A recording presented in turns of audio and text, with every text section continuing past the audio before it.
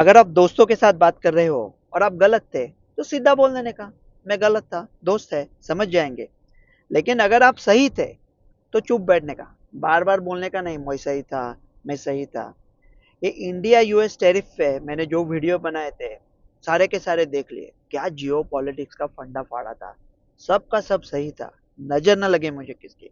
तो पहला ना प्यार से समझ लेते हैं कि ये फंडा क्या है, टैरिफ क्या होता है। तो अमेरिका अभी बोल रहा है कि इंडिया से कोई भी सामान अगर आप अमेरिका में बेच रहे हो तो उसके ऊपर वो 25% टैरिफ लगाएंगे।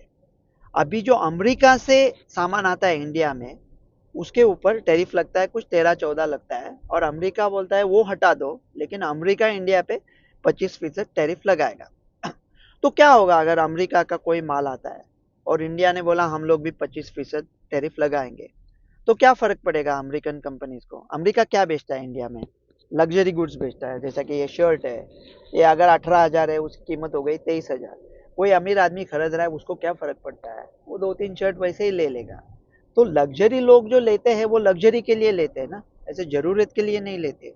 तो इंडिया भारत को क्या बेचता है, अगर इंडिया बेचता है चावल से कोई चीज बेच रहा है तो उसके ऊपर अगर अमेरिका ने टैरिफ लगाया 25%, तो इंडिया क्या बोलेगा, इंडिया की जो कंपनीज है वो अपना मुनाफा तो नहीं कम करेगी।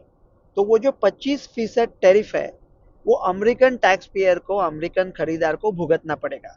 तो ये अमेरिका के ऊपर एक टैक्स होगा, ऐसा अमेरिका के अपोजिशन पार्टीज कह रहे हैं।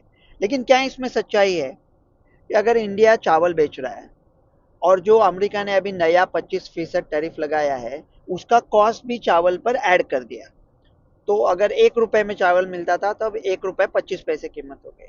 लेकिन चावल वियतनाम भी बेच सकता है, कंबोडिया, चाइना, इंडोनेशिया कोई भी बेच सकता है, और उनके ऊपर तो टैरिफ ऑलरेडी 20% है। तो मतलब 20 और 25 में 5% का तो मुनाफा ऑलरेडी हो गया। अमेरिकन कंज्यूमर उधर जाएगा जिधर 5% कीमत कम है। और क्या है ना, खरीदार अगर एक है और बेचने वाले 10-12 लोग हैं, तो बेचने वाले लोगों में आपस में कंपटीशन चालू हो गई ना, कि मैं टैरिफ का जो पैसा अमेरिका लगा रहा है वो पूरा खा लेता हूँ, मतलब मैं अमेरिकन कंज्यूमर्स के ऊपर आंच नहीं आने दूंगा, अमेरिका उससे लेगा। तो अमेरिकन कंज्यूमर को कुछ तकलीफ होने वाला नहीं है। और मैं क्या सोचता हूँ, इतने अच्छे दोस्त है अमेरिका और इंडिया, क्यों पंगा ले रहे हैं। इंडिया इतना सार्वभौम देश है, पता है, लाइक अभी यूके के साथ डील किया, बाकी साथ के डील हो रहा है। लेकिन यूएस की बात अलग है ना भाई, मतलब यूएस जोरू का भाई है। सारी दुनिया एक तरफ, जोरू का भाई एक तरफ। ऐसा तो नहीं कह सकते कि मालदीव्स के साथ डील हो गया तो अभी यूएस डील का सोचना नहीं है, 1 महीने तक देखते हैं। और अगर ये पंगा बढ़ाया जैसा कनाडा के साथ हुआ था और कहा था कि यूएस के किसी स्टूडेंट्स को यहाँ पढ़ने के लिए वीजा नहीं देंगे, कौन आता है यूएस से, वर्कर्स को रोक देंगे, कौन आते हैं यूएस के वर्कर्स इंडिया में, टूरिस्ट को रोक देंगे, ज्यादा टूरिस्ट नहीं आते, और रोक दिया तो वो टूरिस्ट कंबोडिया जाएंगे, थाईलैंड, इंडोनेशिया, न्यूजीलैंड कहीं पे भी जा सकते हैं यूएस। और यूएस को इंडिया के बारे में अच्छा क्या लगता है कि इंग्लिश स्पीकिंग है, डेमोक्रेटिक है, हमारे जैसे लोग हैं जो अमेरिका के सिटीजन है लेकिन माता पिता को मिलने के लिए इंडिया आते हैं, बहुत खर्चा करते हैं इंडिया में।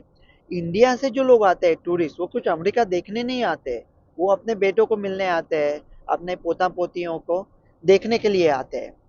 तो इंडिया का थोड़ा गुस्सा क्या होगा कि ट्रम्प पाकिस्तान को क्यों गले लगा रहा है, वो पाकिस्तानी मिलिट्री आदमी को क्यों बुलाया था 4-5 दिन। तो देखो वो सब लफड़ा चालू था, तो ट्रम्प ने कहा था कि वो वॉर को मैंने खत्म किया, मुझे नोबेल पीस प्राइज दे दो। तो बोलने का तो बोलने दो ना यार, आपको लगता है ना वो ऐसा सही नहीं था तो ठीक है ना, क्या फर्क पड़ता है। हमें भी जंग रुकवाना था ना, उससे 5% अगर टैरिफ कम मिलता तो कम मिलता ना। अगर आप चाणक्यपुरी में रहते हो तो चाणक्य तरह सोचो ना, अमरीश पुरी की तरह क्यों सोच रहे हो कि सिमरन का हाथ पकड़े बैठे हो। सिमरन क्या है, भारत का मैन्युफैक्चरिंग सेक्टर, एग्रीकल्चरल सेक्टर। तो भारत टैरिफ क्यों लगाता है आने वाले, अमेरिका से आने वाले चीजों पर, ताकि अपना इंडिया का मैन्युफैक्चरिंग सेक्टर अभी खुद के पैरों पे खड़ा नहीं हो सकता। आजादी को 75 साल हो गए, छोड़ दो सिमरन को, पुरी साहब।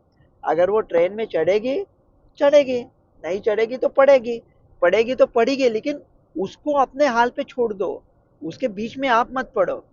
और क्या होता है ना, अगर थोड़ा गुस्सा आ रहा है तो उस गुस्से का थोड़ा हिस्सा इंडिया की बाबूगिरी की तरफ भी जाना चाहिए ना। उनको पता था ना कि 9 जुलाई तक ये डील होने वाला है, करना चाहिए था। जितना देर वो डील लेने में करेंगे, उतना देर दूसरा कंट्रीज का डील हो जाएगा और अपने को जो अच्छा डील मिलने का मौका है वो कम कम कम होता जाएगा। लेकिन अपना बाबूगिरी चालू है, देखेंगे, सोचेंगे, नाचेंगे, कूदेंगे। ये साइन हुआ है लेकिन बुड़कुले मैडम का दस्तखत नहीं हुआ है। अरे क्या दस्तखत नहीं हुआ है? लेके आओ इधर बुड़कुले मैडम को। Tell her Jaykant Shikre is waiting. क्या होता है ना ये, अमेरिका को क्यों अच्छा लगेगा इंडिया के साथ डील करके? क्योंकि अगले 100 साल ऐसा नहीं लगता कि इंडिया और यूएस का कुछ जंग होने वाला है। बहुत अच्छे लोग हैं, कितने हमारे जैसे लोग हैं, कितना अमेरिकन लोग प्यार करते हैं। तो उनको उनको दोस्ती ही करनी है। तो कहीं ऐसा ना हो कि दिल में सौदा भी नहीं, इसमें जुनू भी नहीं, फिर इस तरके मोहब्बत का कुछ भरोसा भी नहीं। मुंह से अपना बुरा तो कहते नहीं, फिराक है तेरा दोस्त पर आदमी अच्छा भी नहीं। डॉक्टर अभी गोडसे।